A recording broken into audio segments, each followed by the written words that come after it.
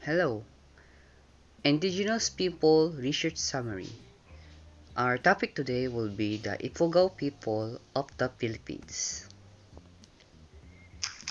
And the Ifugao people are an indigenous cultural community in the Philippines, noted for their rice terraces and unique cultural heritage.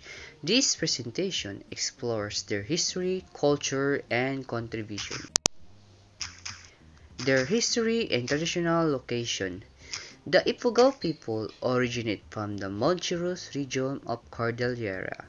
Specifically, Ifugao province, they are known for the Bonawe rice terraces, which they have cultivated for over 2,000 years. Beliefs, cultures, and customs. The Ifugao practices animalism, believing in spirits and ancestors. Rituals are central to their lives, such as harvest and healing ceremonies. Their hudhud chants, traditionally sung during farming, are recognized by UNESCO as intangible cultural heritage. And the crafts in artworks and language. And the Ifugao are skilled weavers, wood carvers, and blacksmiths. Their bulol or rice god carvings are highly symbolic, and the language called Tuwali is one of the dialects spoken. An example I've chosen word Kumbayan, which is or meaning God in their language.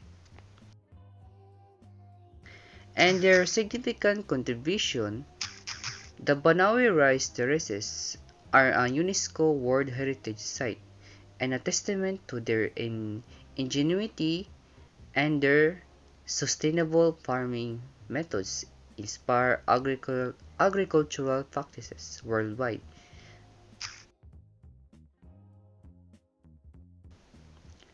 And things they are known for. The Ifugao are renowned for their engineering skills in construction the rice terraces, as well as their rich oral traditions and craftsmanship. And we have an interesting fact, which is the Banawe rice terraces are often called the Eight Wonders of the World, which is located at the Philippines. And the number two is that the hudhud chants are performed by women during harvest or wake rituals. So the hudhud chants are only performed by women. And the third, Ifugao burial traditions include wooden coffins and unique death rituals. So when people die, they have a unique burial traditions and a unique death rituals. And that's all. Thank you.